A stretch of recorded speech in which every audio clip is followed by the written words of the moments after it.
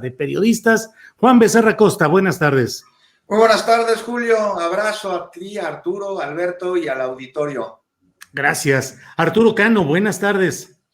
Muy buenas y pozoleras tardes a todos ustedes y a todos quienes nos acompañan.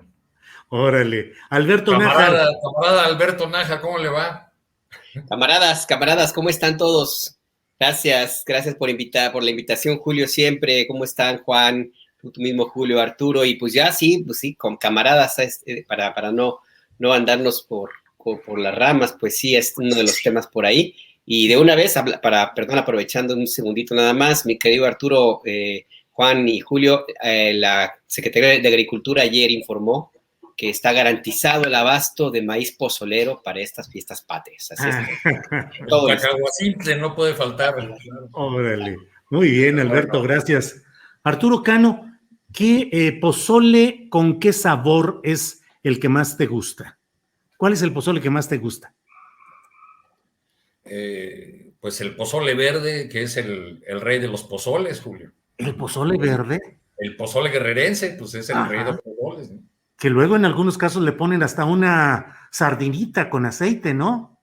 En algunos lugares sí, en Tixla, Guerrero, por ejemplo, ¿no? Uh-huh. Yo, si no digo aquí que el pozole verde es el mejor, mi madre me va a dar zapes cuando la vea más tarde o cualquiera de estos días.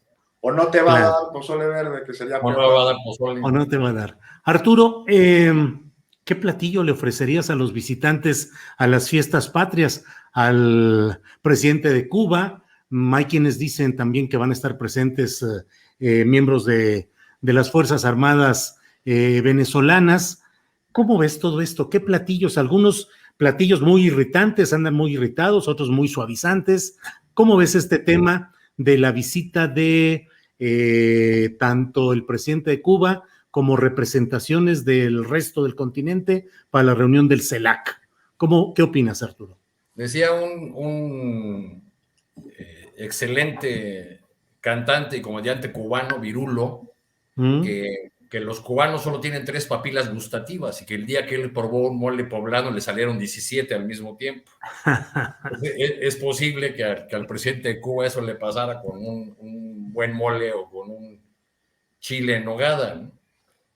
Pues los platillos que nos está ofreciendo esta reunión de la CELAC son muy interesantes porque tienen lecturas muy diversas. Cuando las fuerzas políticas están en el gobierno, les parece común, les parece normal establecer relaciones con gobiernos de todo signo ideológico, de todas las tendencias. Ahora se critica por la oposición, sobre todo la más cargada a la derecha, la visita del presidente de Cuba y de otros funcionarios de ese gobierno que participarán en la reunión de la Comunidad de Estados Latinoamericanos y Caribeños, entre otras actividades aquí en nuestro país, y se olvida cuando lanzan esas arengas en contra de los gobiernos totalitarios, antidemocráticos, etcétera, etcétera, que este instrumento llamado CELAC fue creado en el sexenio de Felipe Calderón en 2010. Fue la primera reunión en Playa del Carmen, después al año siguiente hubo una en Caracas. Creo que lo que estamos viendo con estas últimas jugadas en los terrenos de la diplomacia del gobierno del presidente López Obrador es, en primer lugar, que no tenemos al presidente desconectado del mundo y que no mira hacia otra parte que anunciaban sus críticos al inicio del gobierno. En el caso particular de América Latina, pues ya el tiempo transcurrido del gobierno de López Obrador nos ha dado episodios como la colaboración con Argentina para el tema sanitario, para las vacunas, como el rescate de Evo Morales, como una posición muy firme, crítica frente a la gestión de Luis Almagro en la Organización de Estados Americanos. En fin, parece ser que la apuesta de un polo que sea contrapeso al gran poder de los Estados Unidos y al control que ejerce sobre la OEA, pues va caminando poco a poco. No sé si el presidente López Obrador tenga tiempo y los aliados suficientes en el concierto latinoamericano, como estilan decir los diplomáticos, para crear esa nueva organización de la que se ha hablado, de la que el presidente dibujó en esa pieza oratoria tan importante que fue su discurso en el Castillo de Chapultepec por el aniversario de Simón Bolívar. Veo que hay mucho, todos estos avances que tienen que ver con colaboración con naciones con las que de por sí tenemos una interrelación cercana, son leídos ahora bajo el espejo, la lente de la deriva autoritaria, ¿no?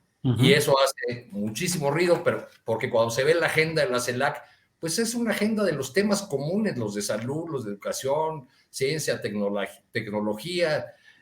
Decía hace muchos años Pepe Mujica, el expresidente de Uruguay, hay que aprender inglés no porque sea el idioma del imperio, sino porque es el idioma con que China se comunica con el mundo.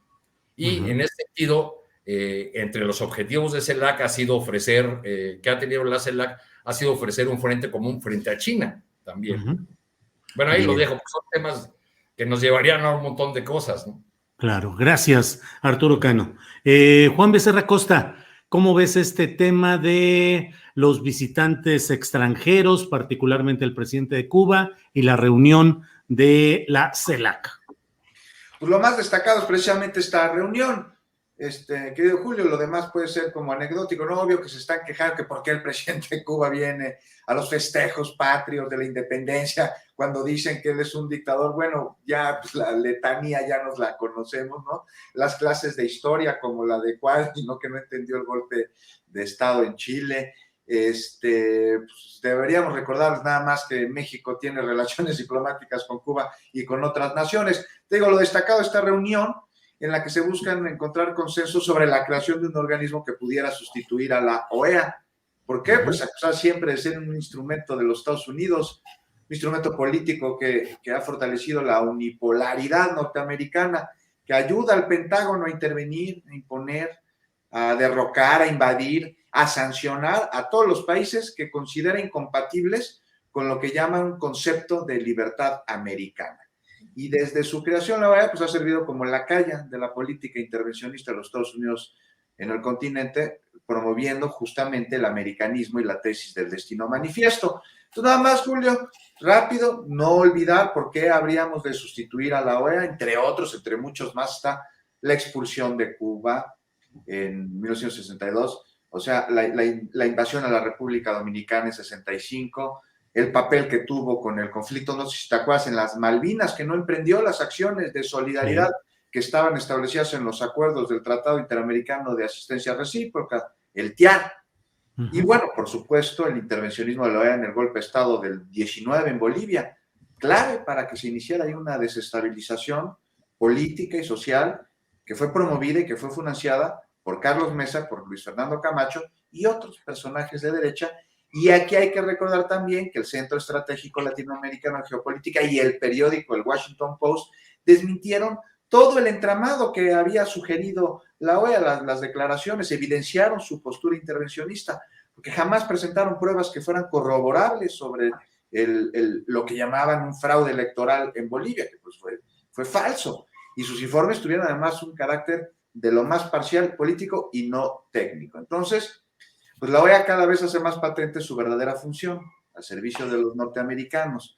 O sea, queda muy claro, nunca, jamás ha representado ni a la región, y con la dirigencia de Luis Almagro, o lacayo del gobierno de los Estados Unidos, este organismo, pues es sumiso, es parcial al interés regional de los Estados Unidos, a esa vocación neocolonial que tienen y a la interpretación imperial de la democracia que les caracteriza.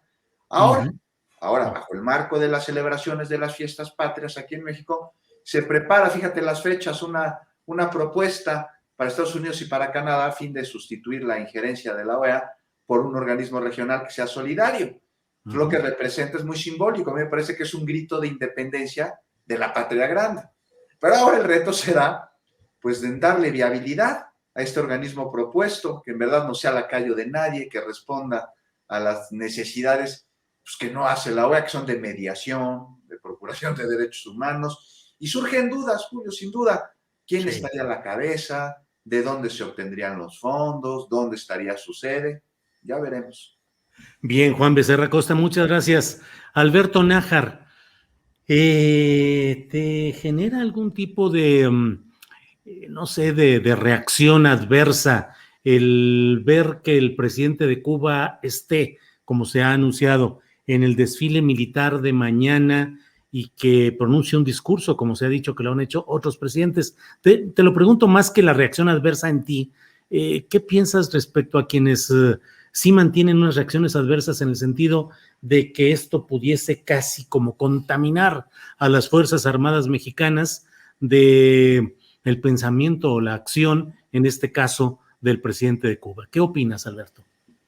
Pues es tan delirante como aquellos que estuvieron temerosísimos y propagando la versión de que si te vacunabas con la Sputnik, pues te ibas a ser comunista.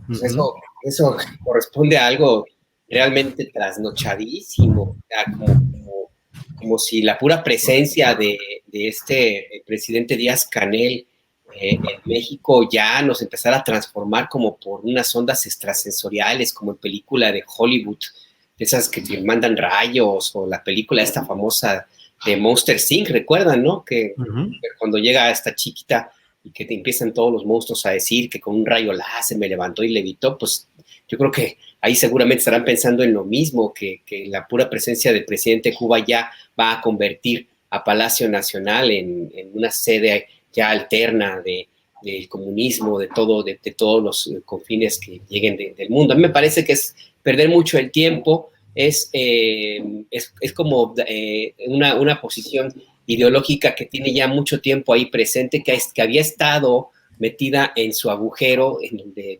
el propio país la confinó a estar, y que bueno, pues ahora que en esta polémica, en este debate politiquero que existe en torno a la Cuarta Transformación, pues hubo quienes creyeron que dándoles permiso o sacándolos de ese lugar y acompañarlos pues en su propia retórica, iban a tener puntos electorales, iban a tratar de hacer mella en el posicionamiento que tiene el presidente López Obrador, iban a conjuntar fuerzas para hacer un frente mucho más sólido ante la Cuarta Transformación, y no, pues en realidad lo único que hicieron fue pues como ponerse en ridículo, como lo que ocurrió recientemente en el Senado de la República con la visita de este personaje presidente de Vox, Abascal, por ejemplo. Entonces ahí me parece que no habría nada más allá que la pura polémica.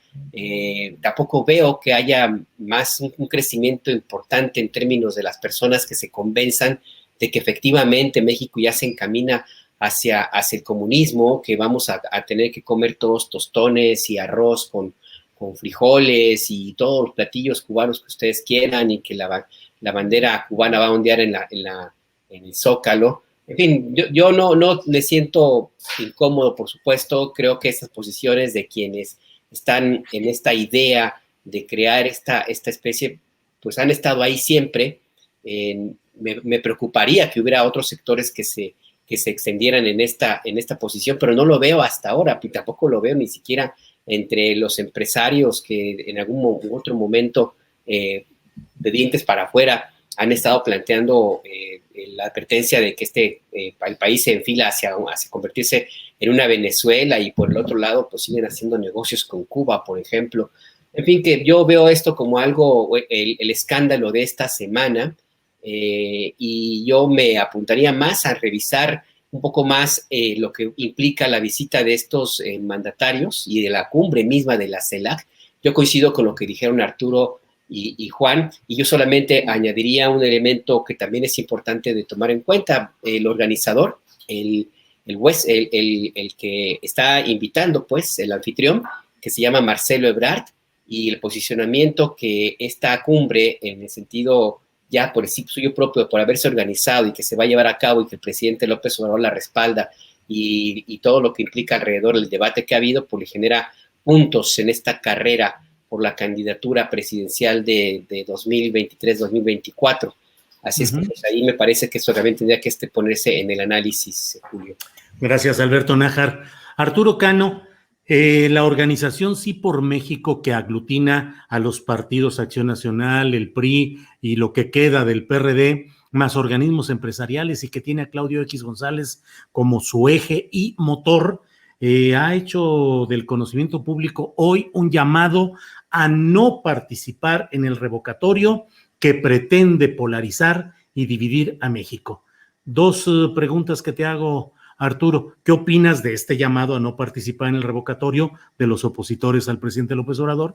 Y segundo, si nos ayudas a recordar las posturas que en su caso tuvo la oposición venezolana respecto al gobierno de Hugo Chávez, de hacerle el vacío, de dejarlos en fuera de lugar, retirarse. ¿Cuáles fueron las consecuencias y qué sucedió en aquellos momentos? Por favor, Arturo. Julio, es muy extraña esta oposición mexicana y me resulta más extraña después de leer ese posicionamiento que tú ya reseñaste hace unos momentos de Va por México pronunciándose en contra del ejercicio revocatorio. De la lectura de ese documento, lo que me queda, el sabor que me queda es que esta oposición no anhela la democracia, anhela el poder, sencillamente. No quiere ir al juego democrático, no quiere ir a medirse en las urnas. Y aquí lo voy a ligar con el tema venezolano, ¿no? En 2005, la oposición venezolana decidió que el camino era hacerle el vacío a Hugo Chávez y no participar en las elecciones intermedias. Lo que estaba en juego en aquel momento era sobre todo la Asamblea Nacional, que es el Congreso venezolano. El resultado fue que el chavismo se impuso por una amplísima mayoría, porque solamente algunas fuerzas minoritarias de la oposición decidieron participar. Pero las consecuencias de esa decisión opositora se siguen viviendo hasta la fecha, porque a partir de 2005, con una Asamblea Nacional totalmente a su favor, Chávez modificó toda la arquitectura institucional de Venezuela, cambiaron a partir de entonces, en distintos años, cambiaron a los integrantes del Tribunal Superior de Justicia, del Poder Electoral, de la Fiscalía del Pueblo, etcétera, etcétera. Y con el correr de los años, la oposición venezolana fue cayendo en cuenta del grave error que había cometido, y así lo enuncian sus voceros desde hace ya varios años. Nos equivocamos, la regamos, debimos haber ido. Desde aquella campaña yo recuerdo que la frase que más repetían los chavistas dirigida a los opositores era: tienen miedo a medirse, por eso no quieren ir a las elecciones. Bueno, como tú decías hace un momento, esta oposición que está tan ávida de ponerle un freno a lo que llama la deriva autoritaria, a ponerle un freno a este gobierno que está hundiendo al país, ¿por qué no quiere aprovechar esta oportunidad en la que podría lograr eso? Argumentan que sería muy costoso, argumentan que le permitiría al presidente hacer una larga campaña, en fin. Yo primero quisiera preguntarme si este paraguas de Va por México ya es una decisión tomada o consultada con todas las fuerzas políticas que están bajo esa sombrilla, ¿no? No estoy seguro de eso, pero creo que a la oposición mexicana le puede pasar lo mismo que a la venezolana, que a la postre se arrepienta de esta jugada, de esta estrategia de hacerle el vacío, porque le va a permitir al otro lado hacer prácticamente una campaña en solitario. Y sí, y aquí sí digo solo sí, el obradorismo logra una amplia participación en este ejercicio, tendríamos una relegitimación del gobierno de López Obrador que le permitiría concluir su sexenio casi en piloto automático. Gracias, Arturo Cano. Juan Becerra Costa, pues la verdad yo no entiendo, y ahora que recuerda Arturo Cano esa frase en Venezuela de tienen temor de medirse, temen a medirse, pues yo no entiendo realmente por qué, si la oposición dice que las cosas están tan mal en México, al borde del abismo, estamos en una situación caótica, pues ¿por qué no se aprovecha ese recurso institucional, constitucional de la revocación de mandato? ¿Qué opinas, Juan?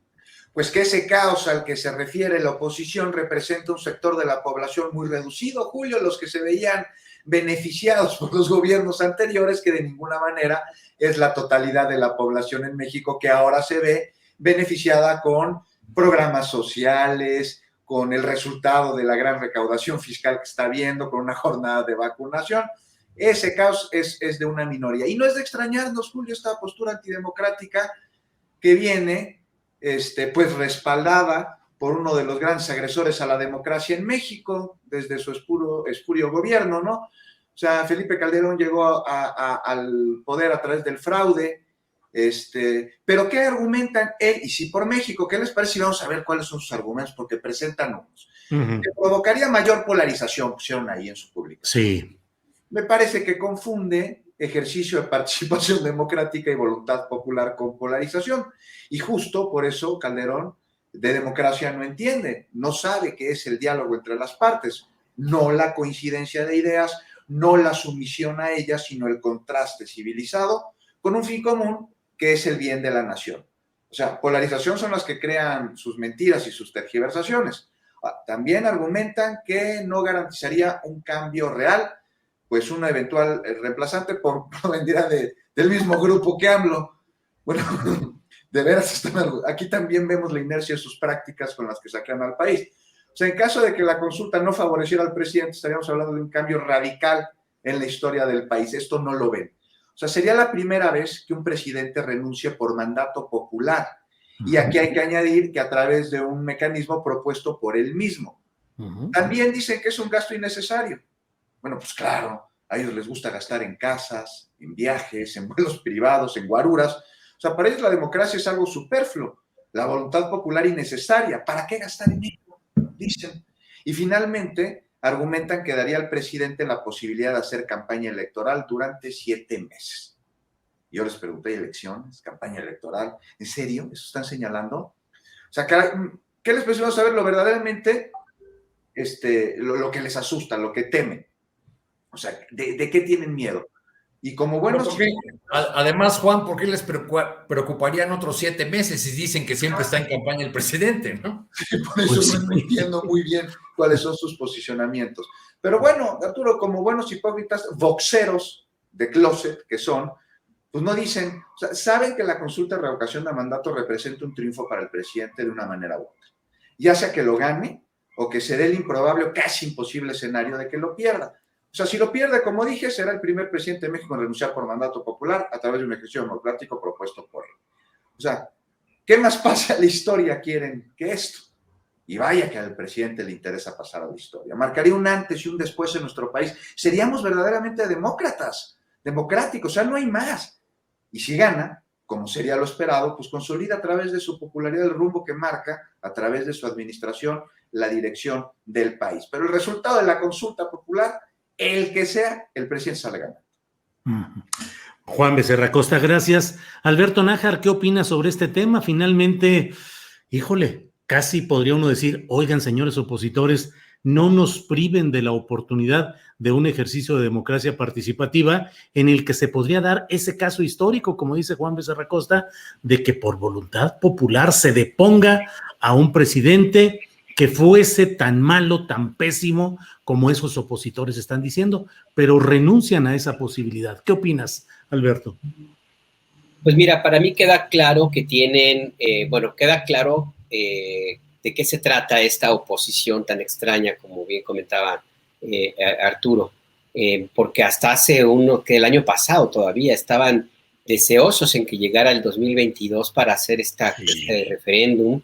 No faltó quien incluso advirtiera que iban a sacar a Andrés Manuel de la presidencia. Hubo alguno, creo que Gustavo de Hoyos hasta empezó a prepararse para ya ocupar ese cargo, y ahora resulta que no, que se dieron cuenta que ellos desde un principio pues iban a perder este referéndum, y seguramente alguien les habrá dicho que pues lo único que va a conseguirse es que el presidente López Obrador tenga una nueva elección. Esa sí que sería una reelección, porque eso implicaría el referéndum del 2022 y le va a dar un aire y un margen de maniobra político impresionante, que casi muy parecido pues al que tuvo en 2018, muy al principio de su gobierno, porque no hay que olvidar que él en los hechos empezó a gobernar el 2 de julio del 18, y esto le va a permitir tener un proceso de sucesión presidencial también muy tranquilo, muy cómodo,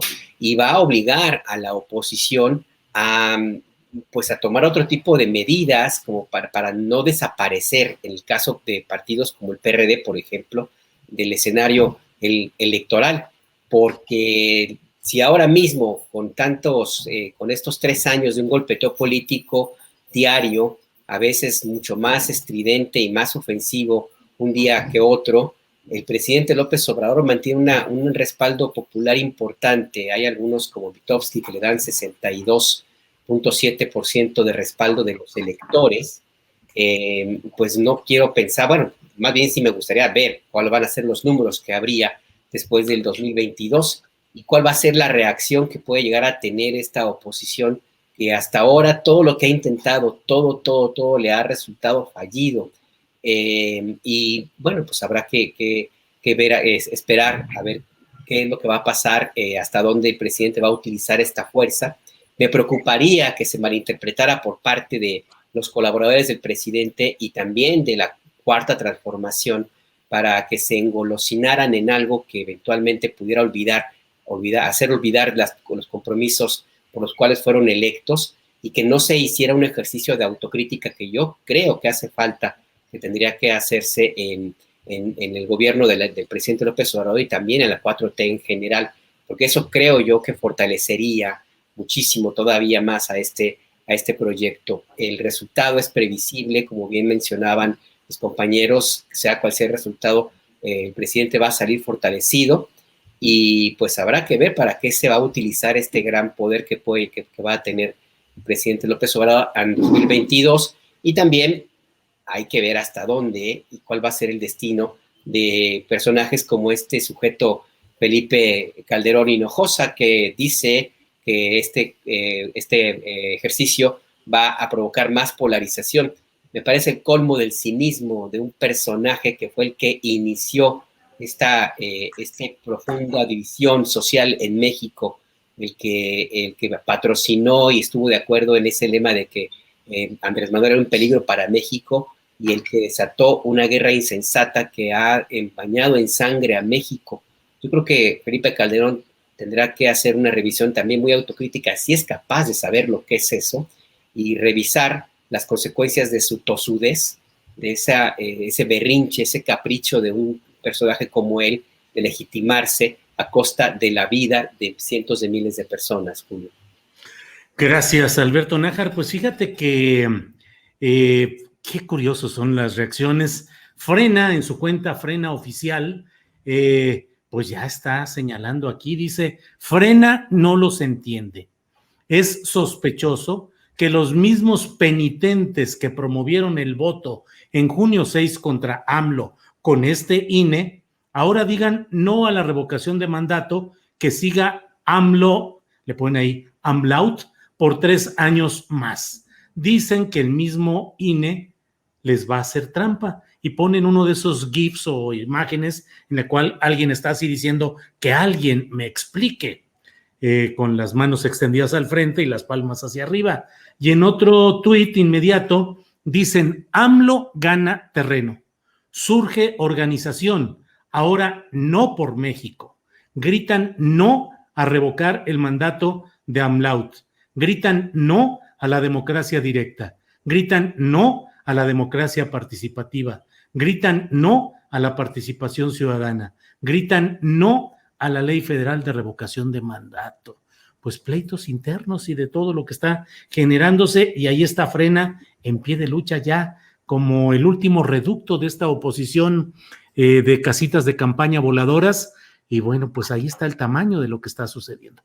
Arturo Cano, y mientras tanto el Partido Acción Nacional metido en broncas ya desde ahorita, porque al estilo de lo que hizo Ricardo Anaya, que controló el PAN para postularse y para tener el control del partido, al estilo del priista Roberto Madrazo, que manejó todo en el PRI para ser candidato presidencial? Ahora acusan a Marco Cortés de que ha manejado todo para lo que ya es candidato único a la reelección como presidente del Partido Acción Nacional.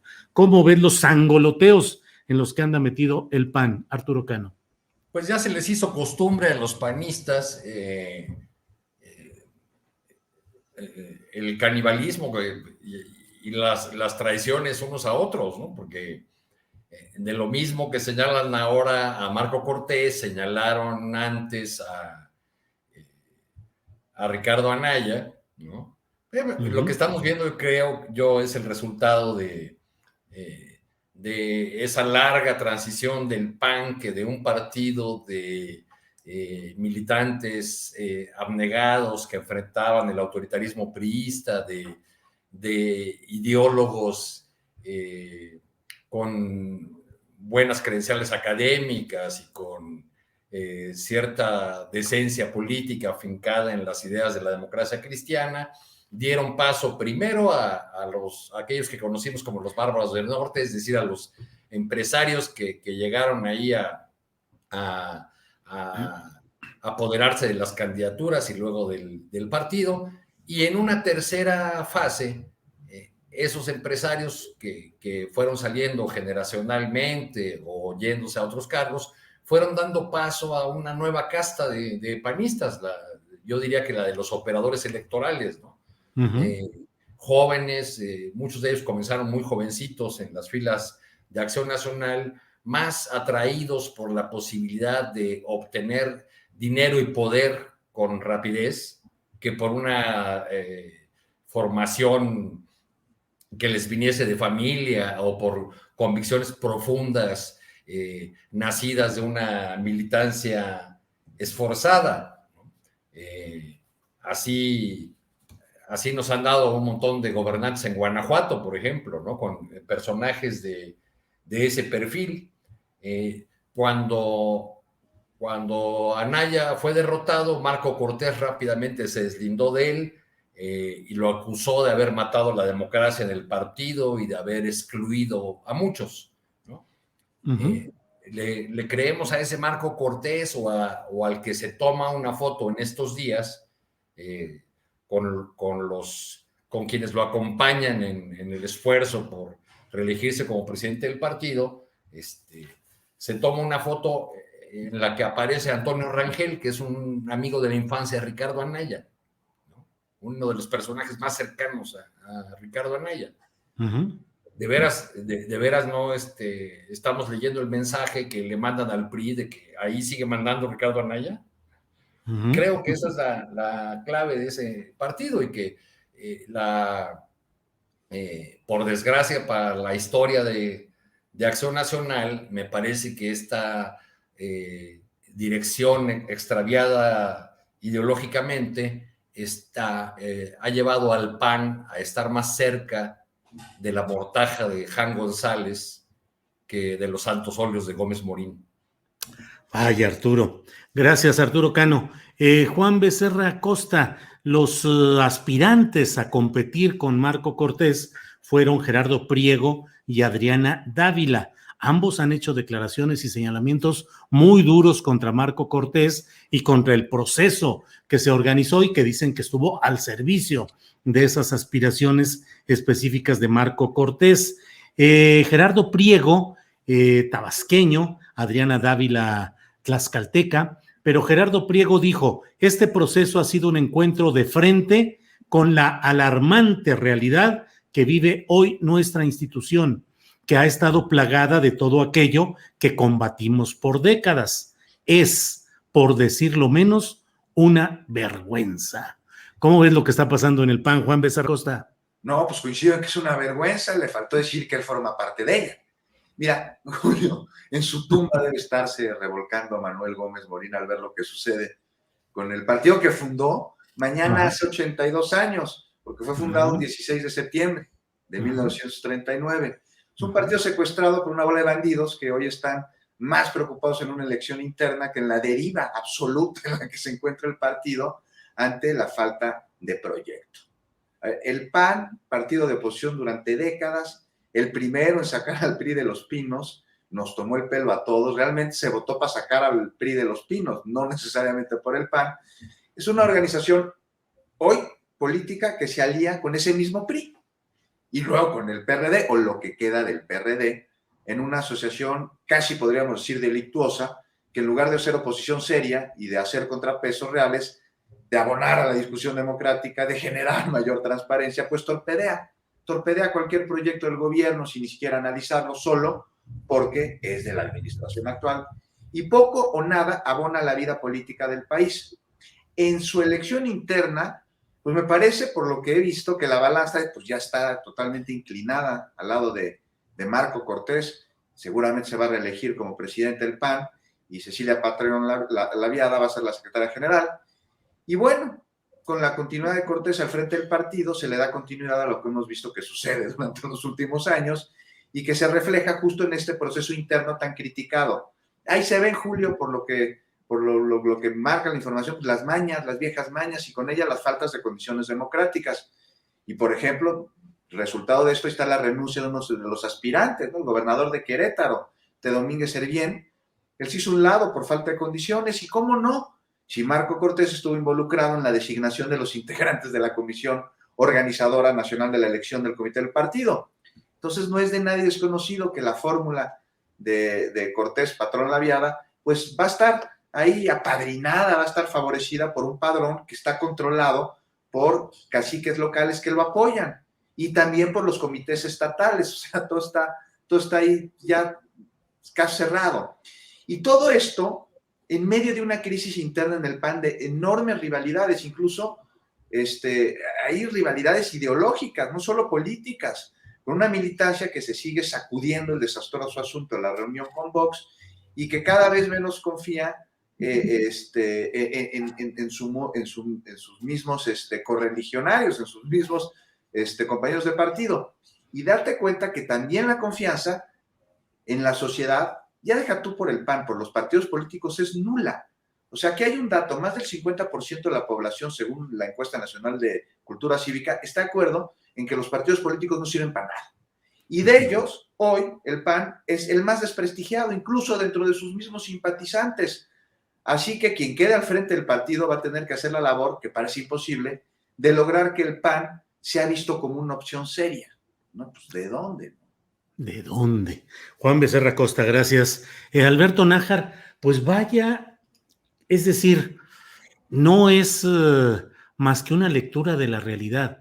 Pleitos internos en el PAN, pleitos internos en el PRI, por si aceptan o no militantes de ese partido cargos en el gobierno de López Obrador, y Alito Moreno ahí diciendo que los va a expulsar o les va a retirar la militancia. Lo que queda del PRD totalmente, pues es un fideicomiso de liquidación el PRD. Y el PAN, no solo con estos pleitos, sino además bajo el acecho de la ultraderecha que quiere forzarlo a que asuma posiciones más activas de confrontación con el gobierno de López Obrador, y ese PAN acusado por ultraderechistas de estar infiltrado por la izquierda. Pues, ¿qué queda de oposición? ¿Qué cartas presentar, por ejemplo, este Partido Acción Nacional ante la ciudadanía, Alberto? No, pues muy poquitas, la verdad. Y es lamentable porque de una u otra forma, si no hay democracia que se pueda decir sana, saludable, pues, si no tiene una oposición fuerte, consolidada, con propuestas, con ideas que sean contrapeso a un poder fuerte como el que tiene el presidente López Obrador. Desgraciadamente, a los partidos políticos les ha faltado, bueno, de entrada estructura, porque hace ya, por ejemplo, el caso del PRI, que habría que analizarlo algún día. En algún momento se llegó a pensar que el PRI era eterno, que no iba a haber nada ni nadie que lo sacara del poder, y mira lo que se ha convertido. O sea, la verdad que es un tema que habría que analizarlo con muchísimo cuidado, que fue lo que le pasó a ese partido que moldeó a todo un país. Inclusive el propio Partido Acción Nacional del que ahora hablamos es resultado de un modo de hacer y entender la política iniciado por el abuelito del PRI, y pues ahora tenemos aquí ese partido pues como en lo que se encuentra. Y el Partido Acción Nacional, bueno, que se extravió hace un buen rato, la llegada de los bárbaros del norte, a mí me tocó en algún momento también reportearla, fíjate nada más, la llegada del famoso Maquío, recuerdo muy bien cómo me tocó acompañarlo en campaña en el 88, y despertaba un entusiasmo impresionante a las plazas donde llegaba el gordo. Era algo esperanzador, enorme, enorme, que no lo tuvo ni siquiera Vicente Fox, a quien lo reunió otro tipo de sentimientos electorales que, bueno, finalmente pues lo llevaron a la presidencia de la República, desgraciadamente. Pero la gente que apoyaba al gordo, al Maquío, tenía mucho más espíritu, tenía otro tipo de entender la política, y el Partido Acción Nacional de ese entonces tenía otra mística. Eran los tiempos en los cuales, ustedes recuerdan, para poder sobrevivir el partido tenía que rifar autos. Sí. Otro tipo de cosas, ¿no? Y que después se convirtió pues en lo que ahora vemos. Y yo insisto, me parece muy lamentable lo que sucede en el Partido Acción Nacional, porque se pierde la oportunidad de construir una oposición que sí se necesita. Sí se necesita una oposición seria con propuestas, una alternativa inclusive económica y también de política en lo profundo, basado en documentos, en una posición ideológica pura, no necesariamente un interés electorero o el interés por el presupuesto, como se ha convertido los partidos políticos. Entonces a mí me parece pues sí muy lamentable, pues es una lástima lo que sucede en ese partido. Finalmente el que gane no la va a tener nada fácil, porque además con este pleito interno pues se alejan más las posibilidades de contar con el respaldo de los que realmente importan ya ahora mismo. Y también es otro tema a analizar, los poderes fácticos de los grandes empresarios, los dueños del dinero, que son los que están realmente empleando a algunos de estos militantes no solo del PAN, sino también del PRD y del PRI, y que los vimos en esta oposición bizarra del 6 de junio que no pudo lograr su propósito. Entonces, pues sí, pues ahora sí como parafraseando a aquel personaje broso de los buenos tiempos, lástima, Margarito. Lástima, Margarito, con Johnny Latino, que era el conductor del programa.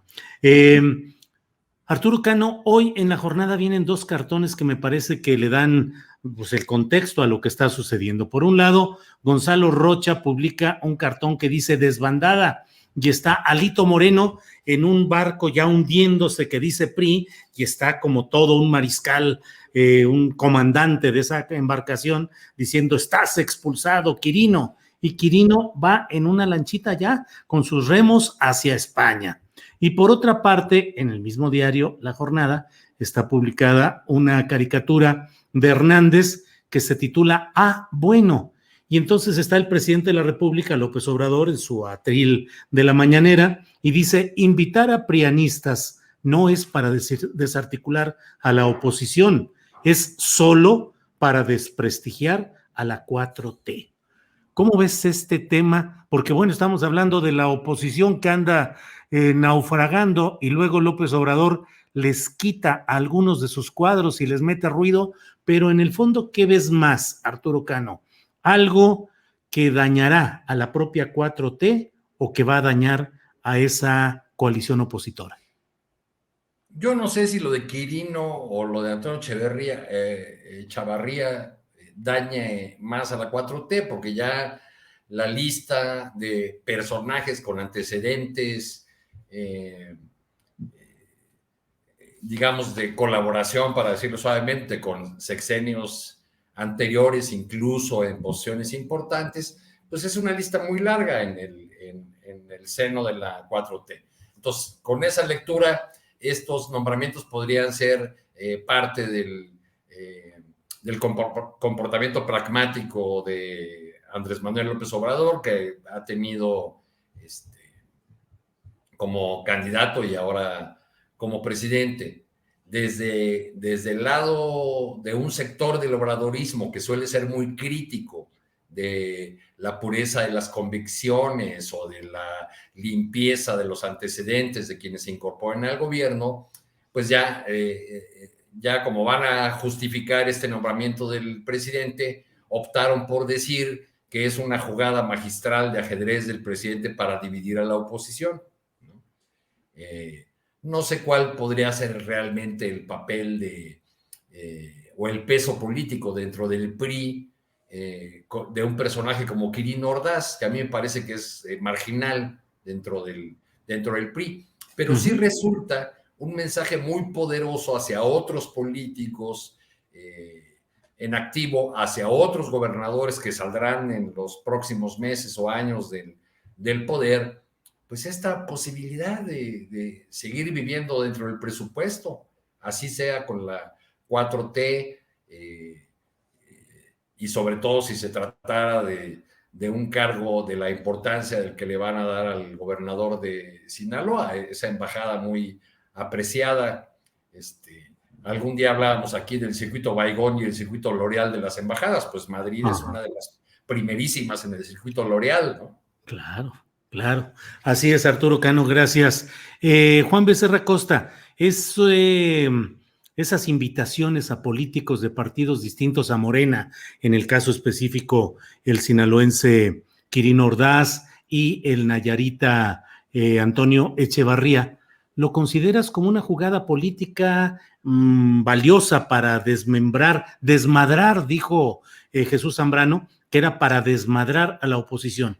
¿Crees que es valioso eso en sí o no es tanto si se compara con el impacto que puede tener en seguidores de la 4T que no estén de acuerdo en que se estén incorporando este tipo de cuadros, pues no precisamente, según mi punto de vista, no precisamente alineados con los principios y la doctrina de la llamada 4T? ¿Qué opinas, Juan? Pues mira, si una designación y otra que todavía no sabemos cuál van a ser desmadran a un partido, pues qué madreado debe estar ese partido político, ¿no? Sí, ¿para qué? O sea, si ya nomás con eso ya lo desmadrearon, pues es que no estaban muy bien, que digamos, no andaban saludables. No un partido, Juan, más allá, a toda una coalición opositora, ¿no? Sí. A la gran apuesta de la salvación de México, ¿no? Y además estamos hablando de Quirino y Echevarría, ¿no? Que como bien mencionabas, pues ahí no son como que digamos los paladines de los principios priistas y panistas. Ajá. Mucho han dejado que desear sus administraciones, vamos por partes, porque sí es sorpresivo los espaldarazos, ¿no? Y aún más las invitaciones. A mí sí me causaron mucha sorpresa y me generan muchas dudas, ¿no? Pues ahí está Quirino, pues que es gobernador de un estado con grandes problemas de delincuencia. Ahí claro. Pues, el culiacanazo ahí se dio, no lo olvidemos. Hay señalamientos de que el crimen intervino en las elecciones pasadas y es propuesto como embajador y no en cualquier lugar, sino en una de las embajadas más importantes. Y no solo eso, no solo es muy importante la Embajada de España, hoy con un enorme grado de complejidad en la relación bilateral. Pues sí. Porque además del tema de las disculpas, ¿no? Está el complicadísimo asunto de las empresas españolas que pretenden explotar con condiciones por demás ventajosas para ellos nuestros recursos energéticos. Y entonces, ante esta situación de una embajada tan importante, en un momento tan complicado, y con la designación o la propuesta de designación de Quirino, uno se pregunta de entrada, ¿qué experiencia tiene Quirino en temas diplomáticos? Que yo sepa, ninguna. Ninguna. Experiencia podrá tener, ¿sabes dónde? Con inversionistas. Como empresario. Sí. Tendremos que ver, bueno, pues qué línea de trabajo tendría como embajador, qué se le ha encomendado, cuáles son las prioridades, pero mucho antes de esto, a mí me va a interesar saber qué sucede en el Senado durante las discusiones para su ratificación. Se van a poner muy, muy, muy buenas. Y en el caso de Echevarría me extraña también muchísimo, ya que su desempeño como gobernador es malo, ¿no? O sea, a ver, díganme qué resultados ha dado. Recibió el Estado con grandes complicaciones, o sea, no hay duda. Recordarán los señalamientos de las acusaciones en contra de Sandoval, su antecesor, y el fiscal que está preso. Edgar Beitia, sí, el diablo. Beitia está preso en Estados Unidos, y bueno, así lo recibió con una terrible inseguridad, pues que no enfrentó de manera adecuada para que se dieran resultados positivos, porque la inseguridad, a mí, o sea, pueden decir lo que digan, yo tengo gente en Nayarit, y está peor que nunca, ya no se puede ir, y aún así, con todo este grave problema de delincuencia, es un estado que por su localización, teniendo en su territorio a la bahía más grande de la República, que comparte con Jalisco, que es Bahía de Banderas, atrae inversión turística y recientemente se han captado inversiones importantes, ¿no? No sé si eso tenga que ver. Habremos de ver también de parte de quién son estas inversiones en un estado azotado por el crimen organizado. Pero ¿cuál es la nota aquí ya rápidamente, Julio? Que hay invitación, para mí la nota es que hay invitaciones a gobernadores salientes de otros partidos, y eso es algo a lo que no estamos acostumbrados en México, pero que sí se da en muchas naciones que cuentan con una democracia consolidada. O sea, estas estrategias tendrían que responder a cerrar filas para avanzar en un cambio de régimen, de paradigma. Estamos a la mitad de un sexenio que busca construir los cimientos para una transformación, y esto responde a todos los ámbitos, por lo que el llamar a colaborar a personajes de otras fuerzas políticas pues tendría que responder a la búsqueda de una necesaria pluralidad en el gabinete, que no existe, a la que no estamos acostumbrados en México. Y ojalá y se diera más, y que llamen a agentes de otras fuerzas políticas, y que si llegan, pues no vendan su ideología, si es que la tienen, que no vendan sus principios, y que se logre trabajar juntos en una misma dirección desde distintas perspectivas. Eso sería democracia. Digo, claro que los partidos de oposición están muy molestos y dicen que el presidente quiere resquebrajar, porque no están acostumbrados. Eso tendría que ser democracia. Ahora, estamos hablando utópicamente, porque pues me parece que los dos llamados por el presidente traen cola que le pise. Y eso enfurece al grupo dentro de Morena, que tampoco acostumbrado a esta pluralidad multipartidista. Dicen, oye, si hay gente muy valiosa dentro del movimiento, ¿por qué andas llamando a este panista y este priista que traen cola que le pisen? Es un tema interesante que bien merece análisis. Juan Becerra Costa, muchas gracias. Alberto Nájar, este tema de la incorporación de gobernadores de otros partidos pues al equipo de la llamada Cuarta Transformación, uno a un cargo diplomático, otro a un cargo todavía no definido, y el anuncio del propio presidente de que vendrán más incorporaciones de ese tipo. Y algo, Alberto, que me parece que no le hemos entrado mucho ni siquiera al análisis de esa fotografía en la cual está el nuevo secretario de Gobernación, Adán Augusto, con pues ni más ni menos que con el gobernador de Tamaulipas, con García Cabeza de Vaca, que se supone que está, pues digamos que para efectos federales es alguien prófugo o no alcanzable por una orden de aprehensión que se supone que está vigente, y sin embargo hubo esa reunión. ¿Qué quiere decir? Que ahí mueren las broncas con Tamaulipas, que hubo un acuerdo político, en fin. ¿Cómo ves las cosas, Alberto? En el primer tema, a mí me parece que el nombramiento de dos gobernadores de un partido diferente al de la 4T demuestra el nivel de pragmatismo político del presidente López Obrador y demuestra que su proyecto político va más allá, trasciende al Movimiento de Regeneración Nacional, porque es un proyecto que pues incluye a lo que se necesita. El presidente López Obrador ha sido capaz de alejar a los colaboradores que no dieron el ancho, también a los que le han acompañado y le pueden llegar a causar algún problema en términos de votos. Hay que recordar a Fernández Noroña, por ejemplo, en una elección en 2012, según recuerdo, que se los acudió el presidente, el candidato López Obrador, y otros personajes de los que ya hemos dado cuenta. Entonces, a mí me parece que en ese sentido es una jugada estratégica muy pragmática del presidente López Obrador. Es un mensaje a esta alianza rebelde, federalista, que trató de conformar un bloque opositor supuestamente muy duro y férreo al presidente López Obrador y que terminó en quién sabe qué. Y también, por supuesto, un mensaje al interior del movimiento de la 4T, un mensaje de decir, pues, llamo a estos personajes porque dentro de mi grupo político no hay quien dé el ancho o no han tenido la capacidad de dar los resultados que el presidente de la República espera, y también, por supuesto, un mensaje para aquellos que de una u otra forma pues entretuvieron más en la grilla por posiciones políticas al interior del movimiento y no construyeron nada sólido y fuerte para el futuro. Y del lado del secretario de Gobernación, con esta fotografía, Julio, Pues yo lo veo en cumplimiento de lo que entiendo es la razón por la cual el presidente lo puso en la Secretaría de Gobernación. Es decir, pues tender, no sé si puentes, pero por lo menos a hablar y llevar los mensajes que sean necesarios en el canal directo que el presidente necesita y que no se pierda en el camino, se presten a interpretaciones. Porque yo la lectura que tuve cuando se nombró al gobernador de Tabasco en la Secretaría de Gobernación, pues es que necesitaba el presidente alguien que se hiciera cargo de esa responsabilidad, que como no lo había tenido en otro momento. En algún punto, Marcelo Ebrard se convirtió en una especie de vicepresidente de la República, pero bueno, pues él ya dio de sí, y él está ahorita más empeñado en construir su propia candidatura. Y la secretaria de Gobernación, Olga Sánchez Cordero, pues nunca tuvo la posibilidad de cumplir a cabalidad el cargo por el cual la fue nombrada en esa posición, que es la segunda en importancia del gabinete presidencial, puesto que algunas de las funciones más importantes las ocuparon otros personajes.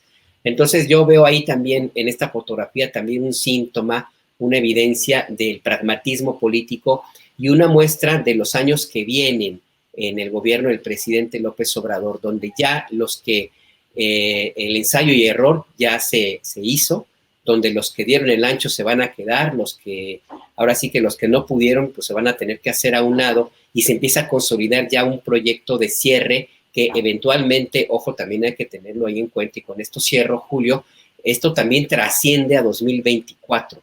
No se está construyendo nada más un cierre de gobierno, sino una trascendencia de los siguientes años. Y hasta ahora los colaboradores con los que llegó el presidente en 2018 no parece que hayan entendido por completo que este es un proyecto a muy, muy largo plazo, Julio. Gracias, Alberto Nájar. Son las 3 de la tarde. Invito a quienes nos acompañan en esta transmisión para que se mantengan en esta audiencia.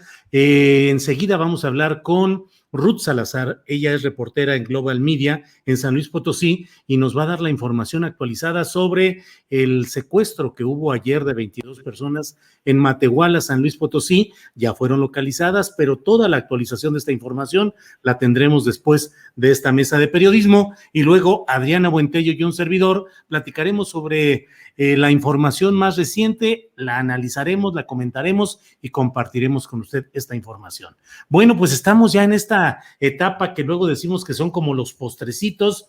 Creo que nos quedan 1 o 2 minutos para cada cual de decir lo que quieran en el tema que deseen. Así es que, Arturo Cano, ya en el postrecito de la mesa, ¿qué deseas comentar? Pues yo nada más anticipándome a que todo lo que los hechos políticos de las próximas semanas y meses las vamos a tener que ir leyendo cada vez más en clave revocatorio. Y, por ejemplo, para los primeros días de octubre nos esperan marchas estudiantiles, le han atizado el fuego con este tema de la ley orgánica del Poli, y al día siguiente hay una convocatoria de la Conferencia del Episcopado Mexicano, según entiendo, vi por ahí de pasadita, para oponerse a la resolución de la Suprema Corte respecto del aborto. Mientras tanto, pues el día de hoy, un deseo para todos ustedes y quienes nos siguen de que el pozole, las garnachas, el tequila, la cerveza o lo que acostumbren sea placentero como siempre y que los trate bien el día de mañana. Además, Arturo, nosotros en la jornada hoy no trabajamos porque mañana se descansa, así es que yo también, que no voy a teclear columna, estoy muy tranquilito, puesto para el tequilita, el vino o lo que ya ha enumerado Arturo Cano. Gracias, Arturo. Gracias. Juan Becerra Costa, el postrecito, lo que desees agregar, por favor. Pues ya para reírnos, ¿no? Me habías platicado ya, Adriana, que igual hablábamos de los embajadores que están llegando a México. Sí, que uno hombre. ya sabe alburear y que el otro anda con sombrero. No sabía que el Reino Unido ya anduviera albureando, pero si la embajadora de México allá tiene un acento que ni Churchill, pues no veo por qué el embajador británico aquí no pueda tener la boca llena de razón.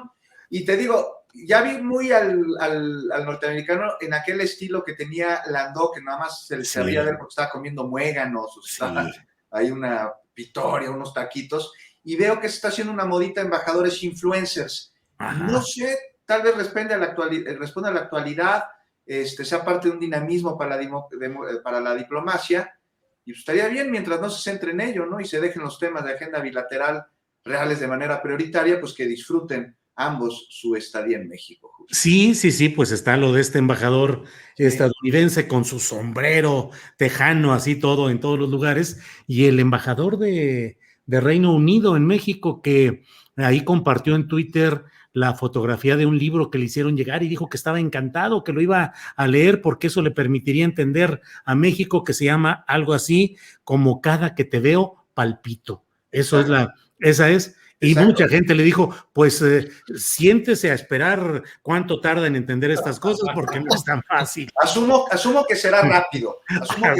Julio, ya para acabar, mientras no se centren en eso, porque a Landó un día le pregunté, oiga, ¿qué pasa con la droga cuando cruza la frontera? ¿Cómo se distribuye? Y no contestó. Pero para andarse tomando fotos, paseando por Tepoztlán y tomándose jarritos de tequila, no tenía bronca. Es que ese es el punto, es una forma de mantener una imagen y además hay mucha gente que los sigue, tanto a Landó como a los actuales de los que estamos hablando, felices porque ¡ay, qué bonitos que les gusta el folclor, las artesanías, México! Pues esa es la apariencia fotográfica y escénica, pero en la realidad los intereses profundos y no tan bonitos, pues siguen siendo representados de manera natural por los embajadores, pues y para eso vienen. En fin, Juan, pues muchas gracias. Alberto Nájar, el postrecito que desees, por favor. No cabe duda que seguimos siendo un país con una cierta inocencia, pues que no se borra, digo, con los embajadores, esto que comentan es una muestra, ¿no? Yo recuerdo cuando la boda real que hubo recientemente en el Palacio en Reino Unido, pues, que se casó el príncipe Guillermo, hubo una chica que estuvo en una huelga de hambre afuera de la embajada de Reino Unido aquí en Ciudad de México. Yo trabajaba en la BBC y pues fui a hacer una historia y la chica estaba emocionadísima porque quería que la invitaran a la boda. Y bueno, pues y había en Twitter un respaldo enorme, impresionante, y lo veo también con el embajador Landó, que tiene una cantidad impresionante de gente que le escribía y le daba consejos, le daba recetas y todo. Entonces eso nos hace también tener un poco extraña esta relación que tenemos en el caso concreto, para no meterme con Reino Unido, y desde México, Estados Unidos, esta relación amor-odio que ha existido históricamente, esas críticas que se hacen cuando eres estudiante de la prepa en contra de los embajadores yanquis, que los ves como el enemigo, el que nos viene a espiar y el que nos viene a hacer no sé tantas cosas, y nada más se toma un taco de suadero, una cosa así, ya le estás dando recetas, en fin. No cabe duda de que México es un país muy surrealista en este aspecto, y en el surrealismo, y para cerrar, mi querido Julio, pues nada más hacer el apunte de la estatua de la mujer indígena, el busto que se va a colocar. Pasó de la reforma, donde finalmente se decidió que ya no. Yo lo leí como una jugada más electoral de Claudia Sheinbaum que otra cosa de una cuestión estética, histórica o lo demás. Simplemente vio que los momios iban a salir muy caros y dijo, mejor no me meto en este conflicto, me va a costar puntos, y ahí nos vemos. A otra cosa, mariposa, Julio. Y por eso, a otra cosa, mariposa. Gracias, Julio. Gracias. Al contrario, Alberto. Gracias, Arturo Cano. Buenas tardes. Muchas gracias, buenas tardes. Gracias. Juan Becerra Costa, gracias y buenas tardes. Abrazo a todos, muchas gracias. Alberto Nájar, gracias y buenas tardes. Suerte. Gracias a los tres.